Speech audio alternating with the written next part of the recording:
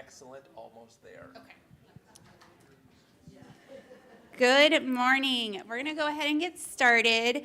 Senator Holscher's on her way, so she'll be just a couple minutes late, but that's okay. We can get going without her. So I am Ashley Fick. I am the Civic Engagement Librarian for Johnson County. I'm the moderator for today. Enough about me, though. We are going to run the day. We're going to open up with 3 minutes from each of our legislators to talk about what's going on in Topeka, what they think is important. It's their time. And then we're going to turn to your questions. There are little note cards in your seat. You can submit as many questions as you want, but try to get one question per note card. It makes it easier on me, and that's what today's about, what's easiest for me. And also, please write your questions as legibly as possible. If I can't read it, it's hard for me to ask your question. Also, please write your question in the form of a question. If we don't know what to ask, it's hard for us to ask it. Jeopardy. Yes, it is like Jeopardy today, Jeopardy rules. And then one last bit of housekeeping. Please refrain from clapping. Certainly refrain from booing or jeering. I'm sure that would never happen today. And then I just want to leave us with the fact that 95% of Americans agree that mutual respect is the way forward to a more functional government. I would like today to be a representation of that, please. So with that, I'm going to get started. Do we want to start on the end with Representative Osman? Sure. Let's make sure. Hello? All right. Good morning. My name is Dan Osman. I'm the representative for District 48. This is my second term here. My district goes from 119th Street to 159th Street and Antioch to Schweitzer, or Metcalf to Schweitzer. And so you're in District 48. Welcome, everybody. Thank you for coming. This is my second term through. The first term I was in, I came in halfway through to fill out the remaining term of a former representative.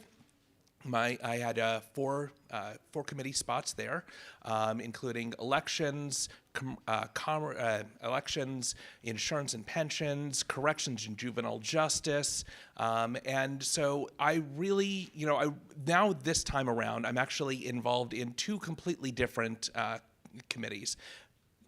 It's commerce and judiciary. So I'm an attorney. And we actually counted up the other day, and we have 9 attorneys out of 125 in the legislature. And, I don't really want there to be 125 legislators that are attorneys. That would be so mind-blowingly bad. But I really do feel that you need attorneys that can understand the law and actually understand how to apply the law and ask the question, what if this happens, so that we can actually make and craft good law and good legislation. So I really enjoy my time both in the legislature and doing these events. For Heather and I, and for Senator Holscher as well, this is actually our third town hall in the last 2 weeks, because we have them every month, and we come to these events, and we just really want to talk about what's going on in the legislature, because it's not always an exciting time as you look at it from the outside. When I was going around campaigning, you know what the number one issue was in my district? I don't know. Right up to the very end, as I was talking to people and trying to get them engaged in what's going on and ask them what are their concerns, what is their number one issue, I don't know was the number one issue. And I want to make sure that people stay informed, people stay engaged, and that we can have a conversation about what is going on up there. And I'm certain that I didn't get into a lot of the details about what is going on. I'm sure you will have lots and lots of questions for us, and I'll be happy to discuss anything that you want to discuss about. But, I really want to say that I'm excited to be up there, to serve you, and, to be able to craft good legislation. That's really what we're there to do. Thank you, Dan. Hi, everyone. I'm Representative Heather Meyer. I represent the 29th District, which is essentially Central Overland Park. My district runs from approximately 95th or 99th between Metcalf and 69 Highway, all the way down to 135th, but there's a few little cutouts down there at the bottom. I, like Dan, also came in halfway through a term. I replaced former Representative Brett Parker. I was on I was on 4 committees last year as well. We served on 2 together. Water, insurance and pensions, elections, and Health and Human Services. This year, I've kept insurance and water, but I have moved over to a new committee titled Legislative Modernization, where we talk a bit about what we are going to try to do to make it easier for you all to know what we're doing out in Topeka, and then how to update the IT systems, safety and security, things of that nature. We are always taking thoughts and recommendations from folks in the community because we really pretty much have an open book for that committee. My other new committee this year is I am ranking on the brand new Welfare Reform Committee, which is as bad as it sounds. The aim of the committee, as I was told before I requested the ranking minority position on it, was to completely reform it in a way that we wouldn't really appreciate as people in the community. Now, I'm a social worker by trade, so this committee is very important to me, and I've been able to offer quite a bit of insight to my fellow community members, committee members, about the community that we're serving, and how the decisions we make on that committee will impact those around us. So that's been a very exciting committee to be on. I don't know if Dan mentioned any of the bills that he's working on, but I did want to mention, I just dropped one last week, and it's very important to me. It's the insulin affordability bill. You may have read about it in the Reflector. We are trying essentially to make insulin affordable. I'm also a type 1 diabetic, so that's something I'm very passionate about, but there are a lot of children and families and older adults in the community who need that relief, and as it stands now, only Medicare recipients can receive the capped insulin cost. So working on that, trying to include diabetes supplies too, working towards a hearing. And then, of course, as we go on today, I will be happy to talk about LGBTQ issues as well. I am one of the 3 members of the LGBTQ community in the legislature, and we have a lot of really bad bills coming up next week.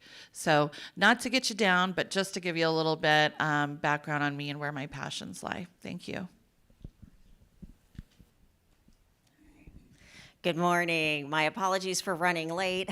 I actually have a little touch of food poisoning, so if I take off, it's nothing you all did or said, so just bear with me. But so glad you're all here, and I love seeing engaged community members. I'm Senator Cindy Holscher. My district that I cover is District 8. It now goes from 127th and Flom over to Mission and Mission and 91st. So it's taken me a little while to change over to the new boundaries with redistricting this past year. Some of our areas changed. So very happy to be here this morning to talk with you all about what's happening in the legislature. I currently serve on 3 primary committees. Financial institutions and insurance is one of them. Public health is another, and then Fed and State. Fed and State is where you see a lot of the controversial, very concerning bills going, so they keep us pretty busy in there. I often joke that it's good to have financial institutions in between those other 2 committees, because my morning starts out in public health, where we have a lot of very concerning bills. Then financial institutions, which is thankfully somewhat boring, and then Fed and State, so it's kind of nice to have that buffer in there. like I said, a lot of very concerning bills, and as Heather was mentioned, this week coming up in Fed and State, we'll be hearing bills to require advance ballots be returned by 7 p.m. on Election Day, which removes the grace period in case the mail is a little bit slow. SB 210 is another bill that's coming up with a hearing this week. It allows candidates to include party affiliation on the ballot for nonpartisan races. SB 208 restricts the number of remote ballot boxes in counties and requires monitoring. So that's another concerning bill. Additionally, there was one introduced this past week that would move the primary election, I believe, to July. So, like I said, a lot of concerning bills coming up.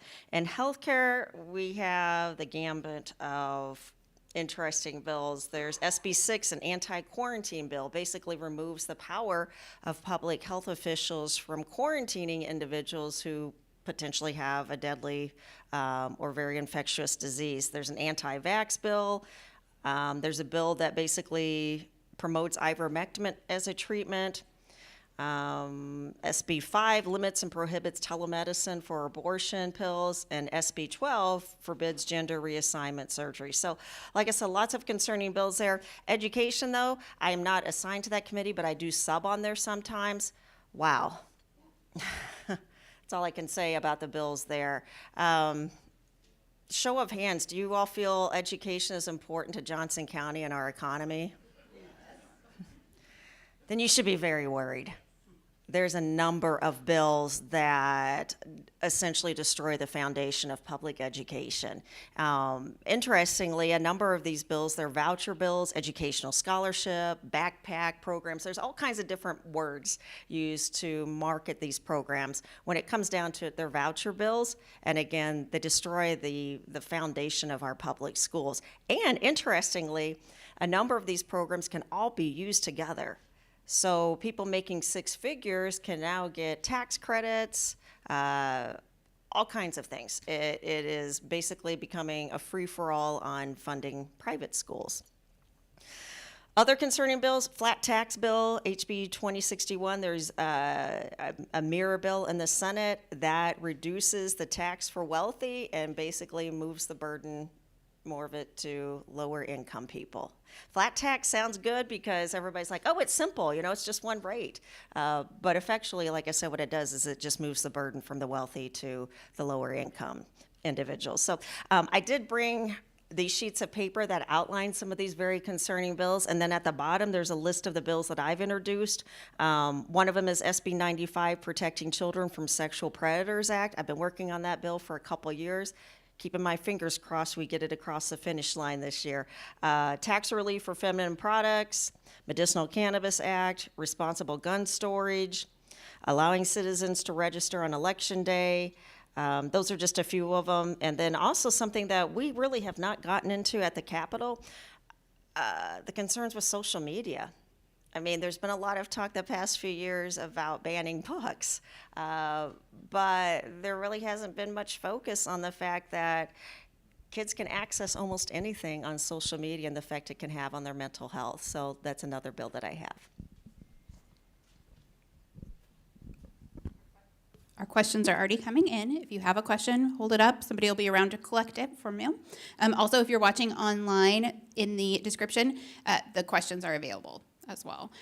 What is the easiest way to be informed in a timely way about testimony by email that is needed for a bill regarding education or elections?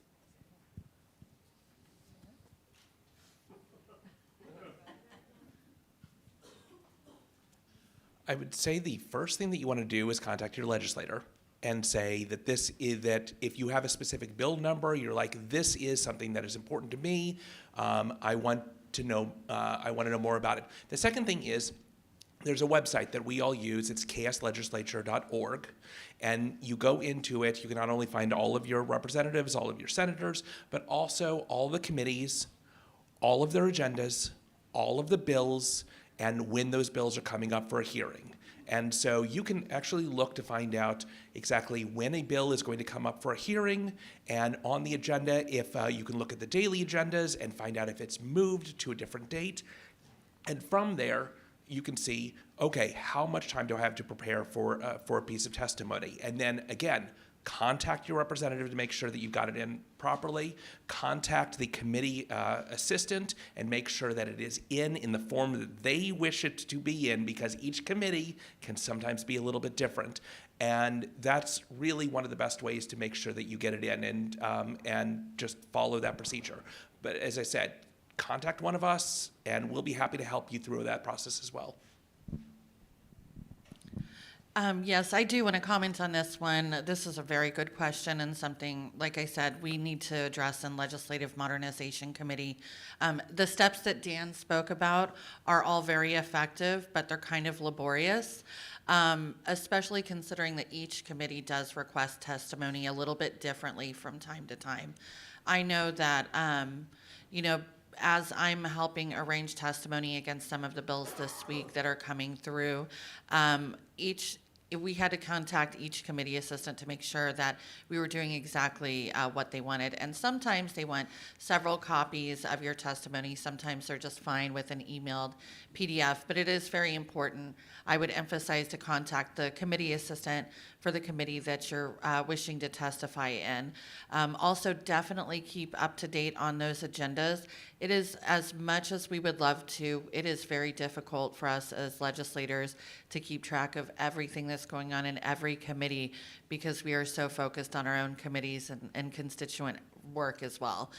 So I would encourage you to keep up with those agendas on the committees that you're really concerned about and interested in, and follow those bills as best as you can. But I will tell you this, working through how to make it easier and more transparent for folks to look at these bills, see where they're at in the process, and submit that testimony is the top priority of the Legislative Modernization Committee. So that's hopeful. There's a couple of good resources out there. I would encourage you to sign up for its 6 Degrees of Activism. That organization sends out emails that let you know when very bad bills are coming up, and they have a template as far as how to submit testimony that try to make it nice and easy. Additionally, usually over the weekend, I will send out an alert regarding concerning bills that are coming up, and I will attach in that email information as far as where to send the testimony, as well as all the email addresses and even sample messages. So again, trying to make it simple. So if you want on that list, just let me know and I'll add you to the distribution list. There's also Game On for Kansas Schools, Stand Up Blue Valley, Freedom to Learn, or additional organizations that are advocates for education that put a lot of good information out there. The other thing I tell people to do is, again, I've got the list of some of the worst bills that we have coming. Go ahead and prepare testimony now. Because what we have found recently is that sometimes chair people will just kind of all of a sudden surprise you with a bill hearing coming up. So get your testimony on some of these concerning bills ready now, so that when we kind of get that last minute notice that there's a hearing, that you could just go ahead and submit it. What can be done to improve Kansas's rank of the third least tax-friendly state by Kiplinger Magazine? Excuse me. Well, hopefully we can do some restructuring to make it better. There's different proposals out there. Last year the governor had the food tax, and her plan, which a number of us supported, was to take the sales tax on food down to 0 immediately. That would have started in the summer. Unfortunately, politics got in the way, and that bill got watered down to where it became a phase-in approach that didn't start until January. So there is renewed emphasis on going ahead and eliminating that sales tax on food. I feel like there's some momentum for it in the Senate. Hopefully there is in the House as well. But there's a number of other initiatives out there. Again, removing the sales tax on feminine hygiene products. Some of the other things that put us more in line with other states and what they do would make a big difference here.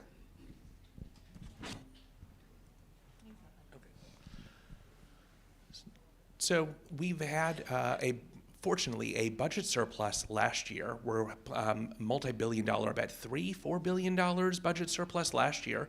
We're expected to have over $1 billion as a budget surplus this year, and that does allow us to maintain the services that we have and reduce our tax burden. And one of the ways that, that we're planning on doing it is actually residential property taxes. So just this week, I co-sponsored 2 bills and 1 resolution that would lower residential property taxes. One is what's called the ad valorem tax fund.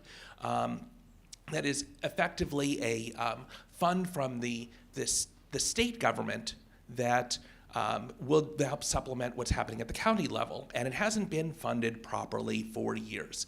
And as I start learning through this, I realized that the county sets our taxes, they set our appraisals. However, the state needs to kick in their fair share, and that can help lower the burden at the county level and help lower the burden for you as individuals. So it will also help decrease the tax rate itself on properties from 11.5% to 9.5%. That's the second proposal. And the third proposal is, so last year, we did a tax exemption from $20,000 to $40,000 in your home. What that means is now for the first $40,000 of your home, it's tax exempt.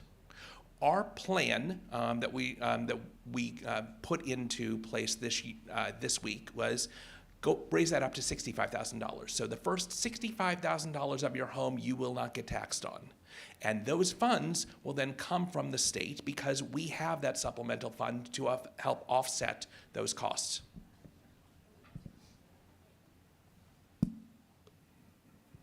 The GOP majority has released a specific agenda that does not include the food tax, medical marijuana, or fully funding special education. What are the chances of getting hearings and votes on popular issues?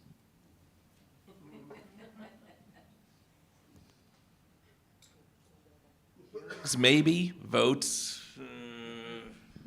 I want to echo that. I think last weekend I was at a forum.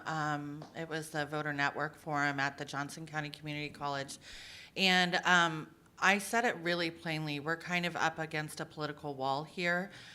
Not that that should discourage you, because I think it is important for them to hear our voices constantly on these issues. If we don't hear from you, if you aren't out there making noise and emailing and calling and showing up, they aren't going to realize how important it is, and they're going to continue to think that they can just get away with not holding hearings and not doing the will of the constituency that they serve. And we've really got to keep pushing. We are out there pushing really hard on our behalf, but we need your help to really push them across the line.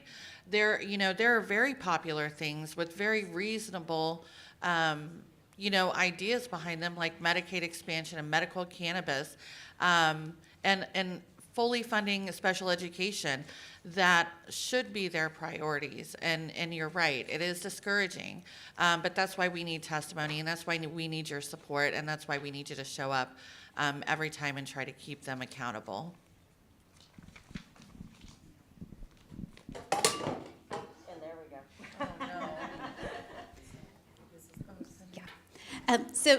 We've got some requests for the list that Senator Holscher mentioned, if you would like it. We'll also stick it on the donut table so you can grab it on your way out, and now we can make photocopies if we need more.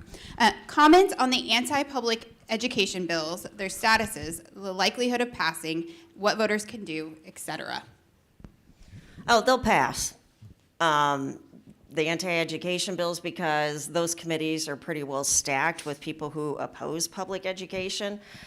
So that's a huge concern. You kind of wonder, how did we get to this place where, when you consider here in Johnson County, there was a time that every legislator would vote in favor of public education. We're not there anymore. Even right here in Johnson County, we have legislators working to chip away at the foundation of public ed. So it's a concern. Like I said, those bills, in my opinion, will pass out of the committees in the House and the Senate. They'll go to the floor. They'll probably pass there as well. Hopefully then they get vetoed by the governor, and then hopefully they aren't overridden. And that's where you all come in, because the legislature loves it when they think you're not paying attention. And honestly, I've been very worried about this week, this past week, and this week coming up, because there's so much focus on the chiefs.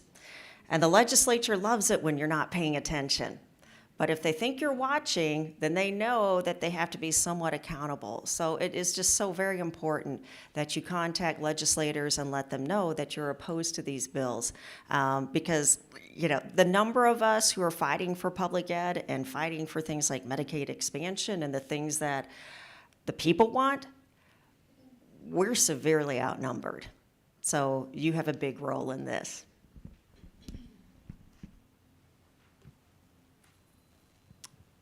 Given the current budget surplus, is there any movement on providing COLAs, cost of living adjustments, for CAPERS and other retirement plans the state has in place?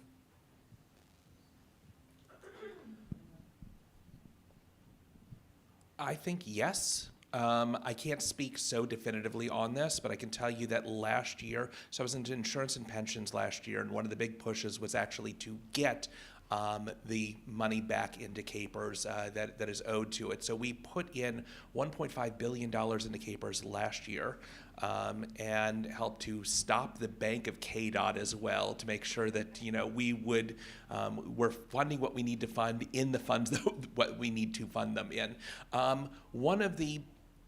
I think one of the big pushes, I will tell you just right off the bat, I'm not so knowledgeable exactly on CAPERS itself, but one of the big pushes that we're trying to do this year is to push, we've got, what is it, Tier 3, I believe? It's CAPERS 3. We're trying to push people back into CAPERS 2 so that they have more benefits and have more resources to save up for their retirement.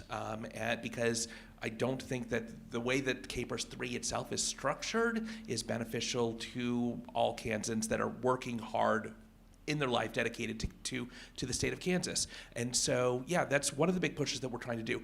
I don't know where it's going to go or how likely it will be to pass, but yes, I'd like to see it pass, and I'd certainly like to see a COLA actually get implemented as well. I would echo that. Dan and I both served on the Insurance and Pensions Committee last year. Now pensions has been moved out of insurance and into financial institutions, I believe it was. So they kind of moved the committees around, so I haven't been following it as closely as I did. But as he said, we really increased the amount that was being put into CAPERS, and there was a huge push from both sides of the aisle to raise that COLA. So I do have hope for it.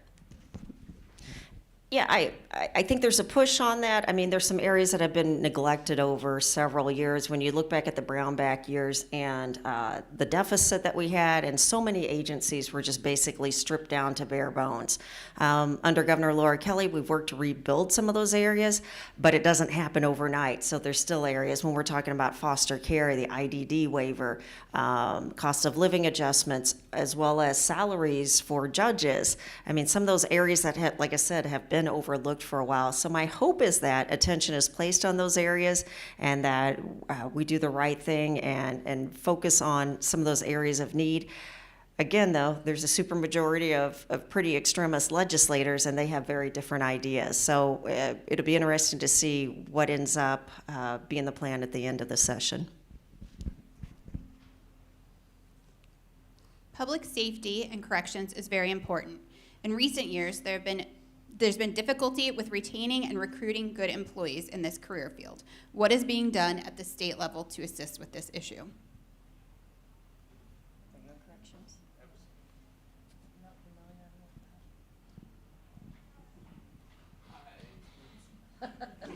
I mean, this is the thing. I mean, so I was on corrections last year. I'm not on corrections this year, so I don't know exactly what they're planning on doing this year to help implement it.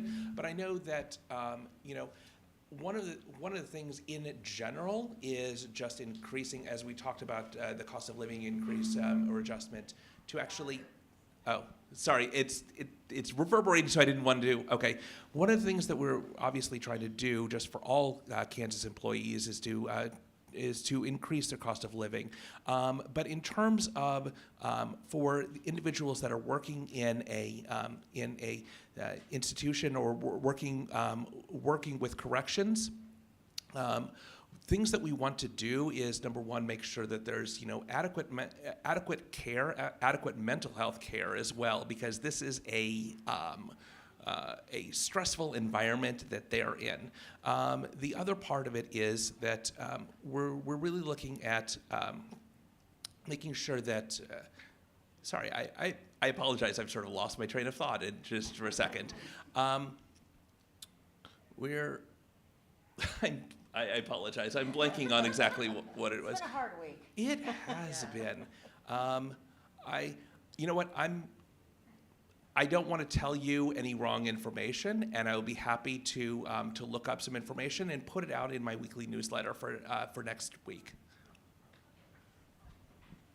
I do want to say, you know, unfortunately, I don't think any of us are on corrections, but this is an issue that we understand is very important. And while we can't exactly follow every committee as well as we'd like, we do want to hear your thoughts and opinions on it. So if you or a loved one are, you know, with public safety in any aspect of it, we do want to know what you think would help, and we can pass that on to our legislative friends and colleagues who are working in corrections, but also just try to keep up with what's going on in those committees, because like I said, it's tough for us, and I'm sorry that we kind of put Dan on the spot here because he served on it last year.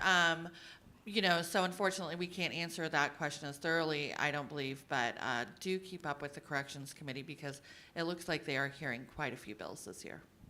Yeah, I think you might just see a general cost of living increase for a lot of those areas, corrections, and some of the other general categories. Somewhat relative to this, I do have a bill that I introduced that's a compassionate release bill. And I don't know if you're familiar with the John Keith Calvin case. He is an individual who was sentenced to, I can't remember how many years, served at least 10 years for a crime that it looks like he didn't commit. And then he was diagnosed with stage 4 cancer, and we tried to get him out so he could spend at least his final days at home with his family or in hospice. Unfortunately, the way the Kansas statute is set up, because of the classification of his crime that he was convicted under, he couldn't get out. We knew he was dying, and he passed away within probably 3 weeks of his diagnosis. So, and again, this is a person where we were preparing to have an innocence trial. He was put away by Roger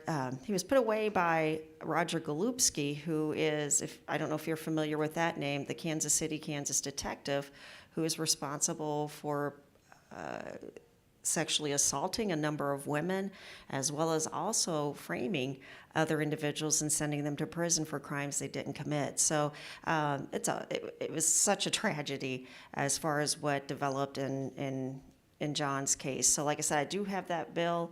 I have no idea if it's going to go anywhere this session. Sometimes things like that take a couple sessions for people to really understand and for my peers to understand the implications. But I think most people would agree that in that case, where we have very compelling evidence he didn't commit a crime and he was terminal, that we should have been able to have a compassionate release for at least a few weeks. Last year's Committee on Water presented such compelling information about water sources. What are the chances that a comprehensive bill will be passed this year? You know, we've had water bills for a long time. When I first went into the legislature, I was on that committee, and we had a great plan. At that point, that was the final couple of years of Governor Brownback. We just didn't have the money to implement. Last year, there was a lot of movement on the bill, and it was going forward, and then essentially it got sabotaged by lobbyists. So I think there's a renewed effort in that area, again, with some of the attention on some of our water issues in western Kansas. Seems to be heightened interest there, so I think there's another good chance it will probably come down to politics. I do serve on the Water Committee, and I did serve on it last year, and it was absolutely horrifying to see that gut and go happen in committee when I know that there was a true bipartisan effort to get that bill heard and written, and they really worked with every stakeholder in the process, but unfortunately the lobbyists did come in and had an individual got and go, or pull a gut and go on the bill, and it didn't get through. But this year, we've got some new committee members who are doing great work. Of course, Ranking Minority Member Lindsey Vaughn, who is a huge water advocate, and this is really her wheelhouse. She is helping lead the charge on making some fixes that will get us in that direction. So maybe we couldn't create a whole new department, but we just heard testimony from the groundwater management districts across the state of Kansas about a bill that we're hearing that would put some reporting requirements on them so that they would have to be held accountable for their water usage. And this is so important due to the depleting Ogallala aquifer, right? So we are very hopeful that this one will get through.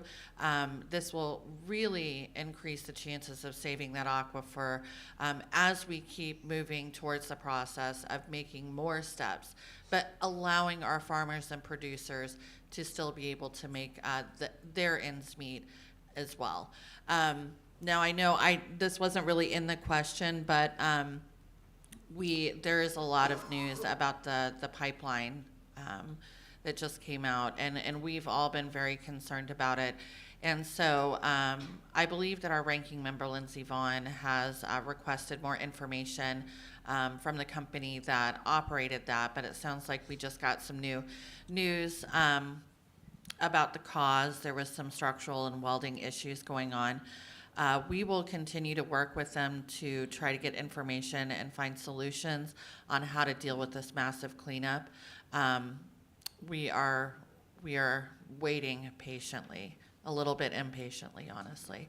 But we did just check the legislative schedule. It looks like, and I don't want to speak for her, but it looks like Representative Vaughn is scheduled for the March 18th Central Resource Library coffee. So if y'all want to hear a little bit more about water, she will talk to you about it forever. She is passionate. She knows so much about it. And you could certainly call or write her as well. She would love to get in touch with you. I hope Lindsay enjoys that I said that. One more quick thing. So Representative Rishu introduced a bill this week that I was happy to co-sponsor on. Effectively, the effectiveness of it is, if you have a pipeline and that pipeline bursts and there's a spill, you lose your incentives, period. So we're hoping that that goes through, because you need to be able to tighten up your safety measures if you want to get tax dollars from the state of Kansas. We had a question about the Keystone oil spill. Will there be hearings? I really don't know about that either. I mean, yeah, we want to find out more information. Frankly, one of the biggest spills came on a former representative's property. It's a Republican. I would think that there would be bipartisan support to call for an investigation, find out what happened, how large is it. We can't even get drones across the area to find out the extent of the damage. So yes, I would like to find out more information. I am certain there are a lot of legislators that wish to as well. But in terms of whether we will have an official hearing on it, I really couldn't tell you. I would just echo what Dan said. We are not sure how that process is going to work yet, but I can guarantee that if we keep pressure on them, we can probably accomplish it. So.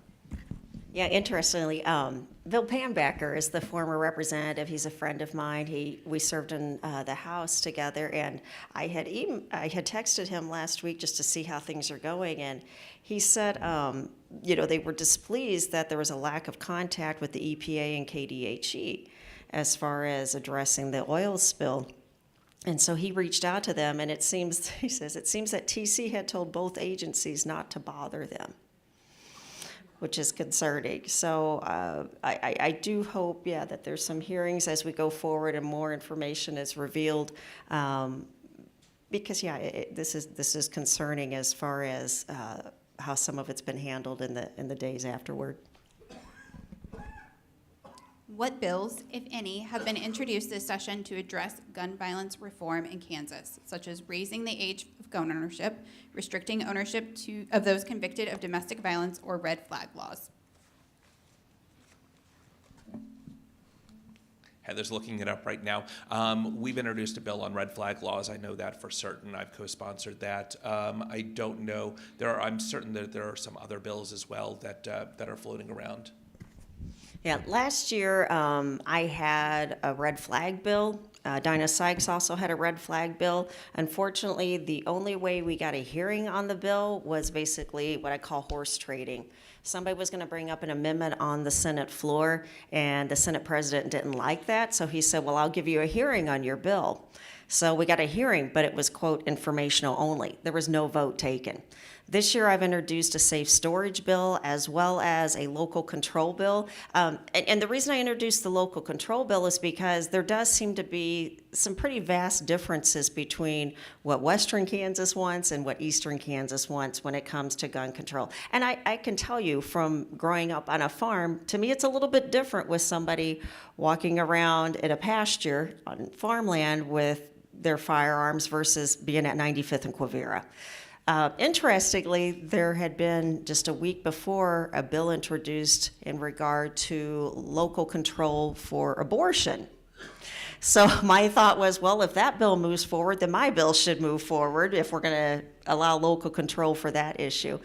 The big fight recently has been on Eddie Eagle, and I don't know if you all are familiar with that. That is an NRA program that is supposed to be about gun safety. And I'll just ask you all, do you think that the NRA is a PAC? If you think it is, raise your hand. Normally, PACs are groups that endorse candidates and have a platform and spend money accordingly, which the NRA does. Now you want to raise your hand. Yes, I get that. This Eddie Eagle program, like I said, is from the NRA, and it has not been found to be effective. But, of course, there are NRA lobbyists at Topeka who are pushing it. And basically the bill says that if a school district is going to offer gun safety, which we do have in several school districts, sometimes there's a Boy Scout program used. There's different programs that are used that are effective. But this bill basically says that if a school district is going to offer it, they need to use the Eddie Eagle plan.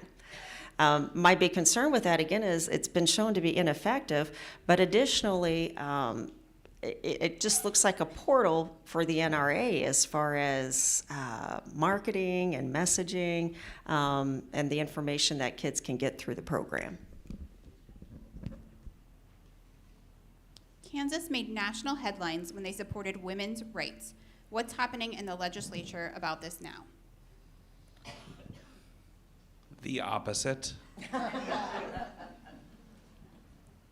This was really strange. So back in August, as I walked my district, about half of the houses were, that was their number one priority, was the abortion amendment and what was going on. And within my district itself, 68.4% of the district voted no on the amendment. And what was really interesting was the shift of language that was used. Before that, a lot of Republican legislators had as their on their websites, I am proudly pro-life. I am endorsed by Kansans for Life, and the only way that you get that is by saying that there will be no exceptions for any reason whatsoever. And then after the amendment passed, they changed their messaging. Now their endorsements came off. Now their pro-life stance sort of went by the wayside. And the argument was, the voters have spoken, we will respect that. Then come January and we find out that they're not respecting it whatsoever. And they're introducing more and more legislation. And the letters that we get on our desk asking for co-sponsors of bills to outlaw abortion are effectively, well, if we had won, then the pro-choice movement wouldn't have given up. They'd keep fighting. We're going to keep fighting too. So we're going to keep introducing legislation that says that abortion is outlawed, that there is no exceptions for rape, for incest, for the life of the mother, and continue on with that. They will keep introducing legislation like this again and again and again. And they have this term around as well. Yeah, we are in a pickle out there when it comes to this. I was just looking up, there is a bill that was just introduced by Senator Erickson that they are calling the Women's Bill of Rights. It is absolutely the opposite. It is essentially a way for that senator, and I think their colleagues who agree, who are more on the extremist side, to really make it so that it is difficult for individuals who identify as trans and are living as trans individuals in the community do not have the same rights as other people. And so I would certainly encourage you to keep an eye on that bill. I believe that there is a hearing coming up in the Senate Health Committee on Wednesday, but I can't be 100% sure on that. Things are changing so quickly around that right now, but it is not a women's Bill of Rights. And so essentially when the extremists in the legislature put together something that sounds like it may be beneficial towards women, you can almost guarantee that it's going to be the opposite. And so we are going to keep fighting those bills. We've got testimony lined up against it, but it's a tough battle. I think most Kansans thought this was decided in August. Did you all? You didn't. Most people did, though. Thought, well, okay, we voted on it, the amendment was there, and it was defeated. But my message to people has been, if we keep sending back the same anti-choice, anti-healthcare legislators, those bills are going to keep coming back. And we weren't even through the first week, and I think a bill had been introduced.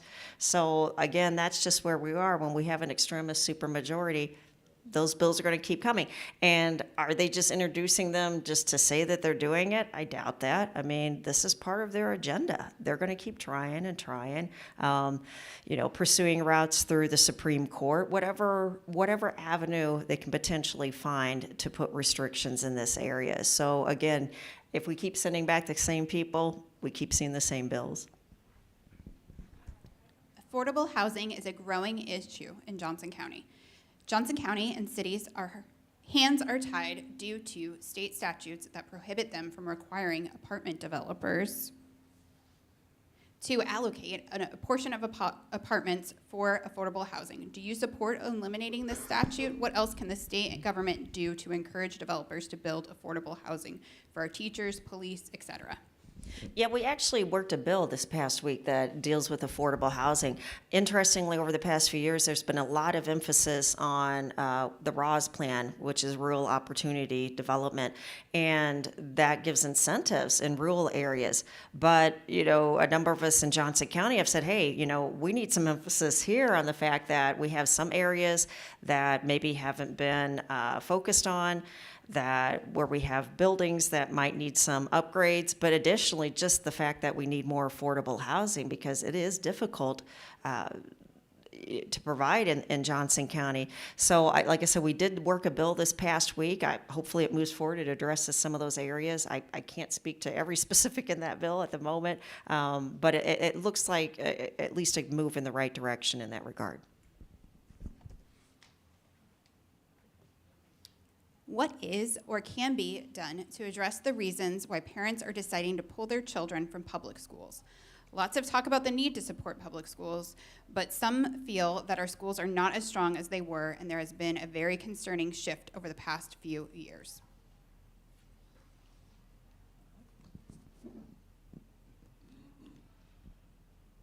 So I spent 6 years on the school board. I went to public school myself. I've got 2 girls that go to public school, and we love it.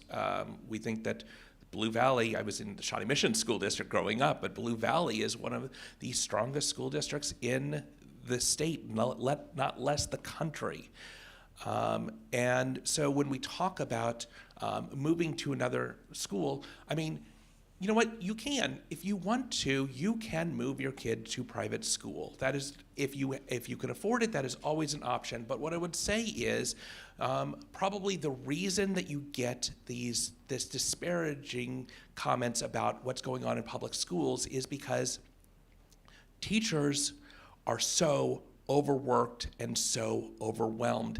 And the narrative shift has gone from teachers as a lofty profession to basically glorified babysitters. And nobody wants to work in an environment where they are not respected. And this is a real issue that we're dealing with on a statewide level, where they're being asked to do more and more and more. Their pay isn't getting increased. And the real problem is that they don't have a lot of parental backing of their decisions. We were just having a conversation about this with the superintendents, talking about even cell phones in the school district and cell phones in the classroom. And they've just decided, look, it is a losing battle. And it's not a losing battle because the teachers can't keep a hold of what's going on in their classroom. It's a losing battle because the parents won't back them up. And when you yell at a kid and say, put away your cell phone, you get a call from the parent that says, stop yelling at my kid about putting away their cell phone. They need their cell phone out. This is just, again and again, on an ongoing basis, the question of, what is going on in public schools. It is a narrative shift around, around thinking the grass is greener on the other side. And private schools can be fantastic and are fantastic, but we as a community also support the public schools. We as a community need to support the teachers. We as a community need to support what is going on at the local level, and that will be the turnaround, I think. You know, we have great schools. We have award-winning schools in Johnson County and across Kansas. But I will tell you, there's a very real effort to change that narrative, and it's been going on for several years. And you have to realize there are lobbyists in Topeka every day telling legislators, your schools are failing. And that's not true. And they manipulate data, and they use data from other states to try to draw a very different picture of our schools here in Johnson County and across the state. But what we have to keep in mind is, again, those lobbyists have access to our legislators pretty much every day. And then we have hearings on some of these bills, and the people who are most affected, i.e. teachers, superintendents, can't come testify because it's during the school day and they're busy. But the lobbyists are there testifying about our schools and bringing in people from out of state to testify. But I also want you to realize too, out of 40 senators, I think there's only 4 of us, maybe 5, who have kids in public schools. I mean, most have no idea. Last year, I was so bothered by the fact that so many legislators were so detached from our public schools that I issued a challenge to them to go volunteer just for one day over our break in April. I think a couple did it, but otherwise, I don't know. I mean, it's probably been decades since some of them have stepped in a public school. And, just this past week, one of our representatives here in Johnson County said, Kansas teachers are doing an abysmal job. Sometimes the school bullies are in the legislature. And it's very unfortunate because, again, our teachers are working their tails off. It was a difficult couple of years with COVID, people showing up to school board meetings and saying some really horrible things about staff and teachers. And sadly, once COVID kind of passed, last year I was hopeful that, okay, maybe some bills will come forward that will be pro-teacher to increase their salary.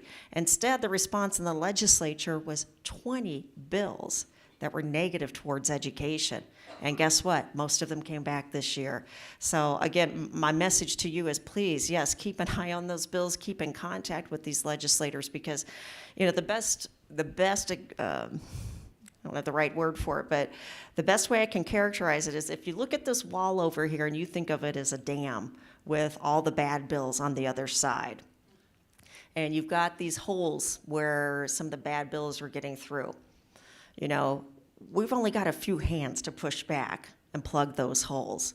And with the supermajority, some of them are getting by, and hopefully the governor can veto them, But again, sadly, some of them will probably get by. But the fact of the matter is, we need more hands. So we have elections coming up for school board this coming fall. Next year, every senator and representative will be on the ballot.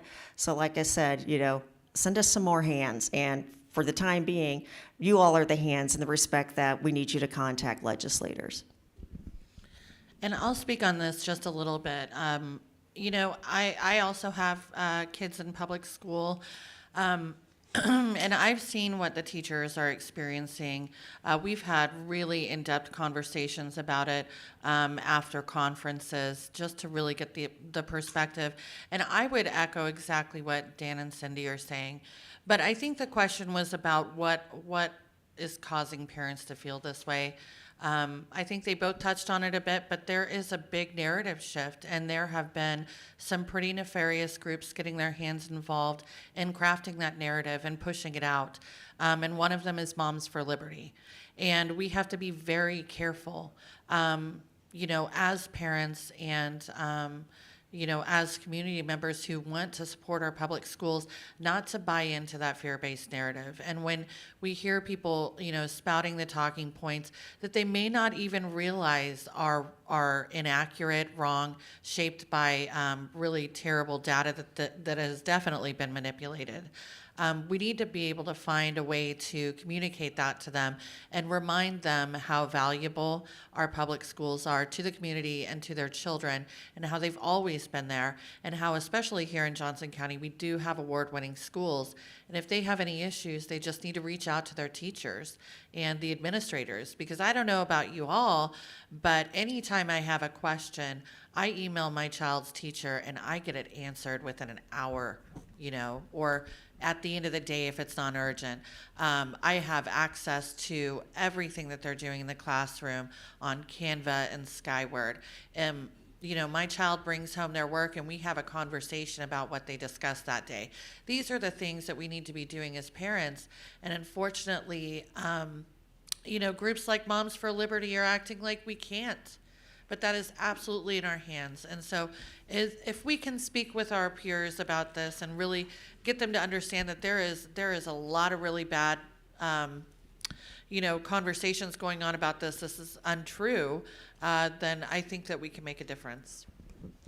I did want to mention real quick, the vouchers are framed as helping kids, potentially minority kids in schools, urban areas where maybe their school doesn't have the benefit as good of property taxes.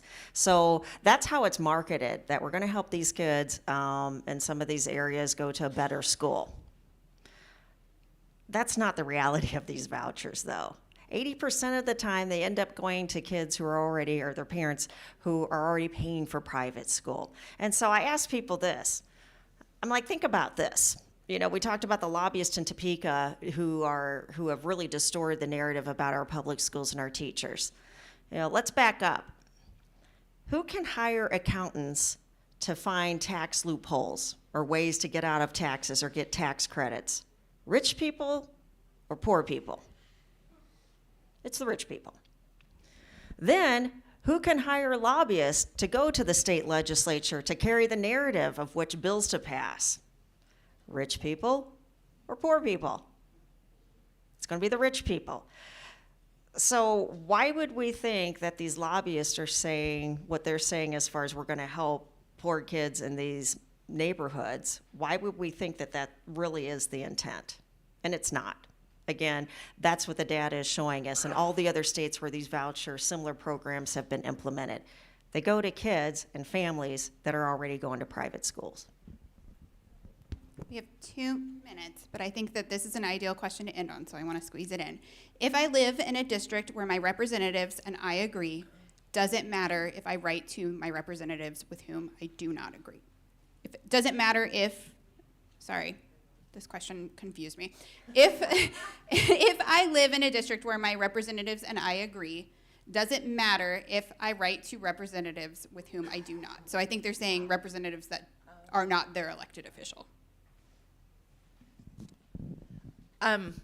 2 things I want to say about this. So my former representative was Brett Parker. I loved the work he was doing. I assumed he knew that I agreed with him. We were close. I worked on his campaigns. I just thought Brett was going to know that I agree with this. And he did. But what he reminded me was that he needs to hear from me time and time again so that he can keep track of how many in his district are really supporting it, because he doesn't want to make assumptions, right? So I would encourage you, and that's what I need too. But I reflected on that because I had been involved for so long. I just was like, yeah, my legislator knows I agree with them. They're doing a great job. It doesn't work like that. We have to hear from you. Tell us we're doing a great job. Tell us we're not.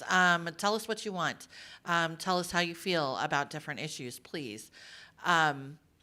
Because we do keep track of that. At least I know I do. I have a checklist with, for, against, and other, essentially, that I have on a spreadsheet for different bills. But as far as contacting other legislators, to be frank, I've had other legislators tell me that if it doesn't come from their district, they aren't going to read it.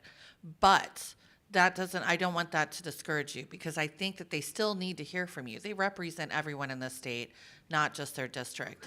And if they are sitting on a committee that they are hearing a bill or an issue that you care about, and you contact them, they will absolutely read it in that case. But just know that they may not respond to you, they may keep track, they may not. It's still important regardless, because we have to keep the pressure on.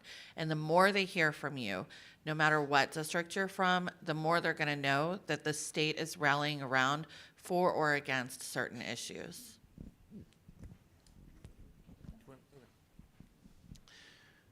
The answer is yes, contact them. Contact me as well. I read every email that comes to me. I respond to every email that I possibly can, and most of them within those that are constituents of mine. But I want to find out what people are thinking, whether you agree with me or disagree with me. So if you're a constituent and you agree with me or disagree with me, I'm still going to respond back to you. I'm still going to write back to you. And I really want to know this information, just as Heather was saying. There are times when there are hot button topics and I only get one side of the issue. And I know there is an entire other contingent. It is not unanimous. And there's another contingent of people that are really passionate on the other side of the issue, and I am not hearing from them whatsoever. And it really confuses me as to why they're not also reaching out. And maybe it's because they think, hey, I agree with them, so why bother? Or maybe they think, I disagree with them, so why bother? And the answer is because I care and I will respond to your emails. In terms of responding to other legislators, what I would say is yes, absolutely get in contact with them. My recommendation would be contact them as an individual. Tailor that email to them as an individual rather than we occasionally, actually often, get emails to all 165 representatives and senators. And it is very, very easy to ignore that email because it is just sort of a spam blast to everybody. But if you are contacting me as an individual and you are concerned about something that I can do something about, even if you're not my constituent, I'm reading it and oftentimes responding back to it because, hey, this is something that other people are going to care about as well. So keep at it. Just real quick, I want to bounce off of that, especially if there are issues that you're passionate about and you know that another legislator is passionate about it too.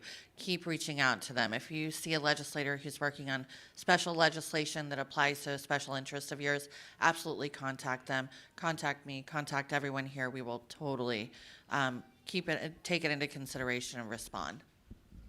Even if you do agree, yes, please email me or contact me, because guess what? The people who are opposed to women's health care or reproductive health care, they're emailing. The people who are in favor of vouchers to destroy public schools, they're emailing.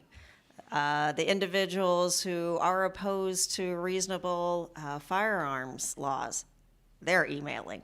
So it is very important that you do contact us. Additionally, as far as, should you contact other legislators, if they serve on a committee, say the Education Committee, and there are several bills there, I mean, that body is what decides if the bill moves forward. So yes, you absolutely should contact all of those members of those specific committees, and they should be receptive to you because, again, they're the body making the decision if the bill moves forward. So that is important. Additionally, you have to realize that ultimately the Speaker of the House as well as the Senate President have ultimate control as far as what bills get a hearing and move forward. So if they want a bill to move forward, it will happen if like I said, they essentially make it known. So it is very imperative that you contact them when we have bills that are held up. Most notably, medicinal cannabis. The House passed it last year, but the Senate President said he wasn't going to stand in the way, but then basically stood in the way and didn't have a hearing for the bill. We have other bills out there this year on that topic, and the House is waiting for the Senate to go first this year since the House did the heavy lifting last time. So if that's a topic important to you, please do contact Ty Masterson, the Senate President. Additionally, I'll do a selfish plug here. SB 95 is the bill that I have in regard to reforming the statute of limitations for victims of childhood sexual abuse. We are waiting to get a hearing on that one. And I brought this visual along with me. These are all individuals who were abused as children, some by gymnastics coaches, some by family members, some by clergy. But it's very important to them that the statute of limitations gets updated because for some of them, they only had a 5-year window to bring forward their case. Can you imagine being an 8-year-old and coming forward within 5 years about the abuse you suffered, probably the most embarrassing, horrible thing that's ever happened to you, and be expected to bring that case forward? It's just not going to happen in that regard. So I urge you, that's another bill to contact the Senate President about, because again, the pressure from you all does make a difference. Thank you so much. We are over time, so I'm going to wrap up. I just want to invite you to future legislative coffees. We invite every single legislator to these with constituents in Johnson County. If there is somebody on this list that you would like to see attend these, I encourage you to reach out to them. I'm happy to add anyone to the slate later in the session. I also attend every single one of these. I learned something at all of them. I believe that you would as well. So I would love to see you there at some of the other ones. Also, we did not get to all of your questions. I apologize. However, there are sheets on your chairs and back at the donut and coffee table that say follow up. Grab those. Do your civic duty. If you heard something you didn't like today, if you heard something you did like, they want to hear from you. Thank you so much. I appreciate you taking time out of your Saturday, and thank you to our legislators.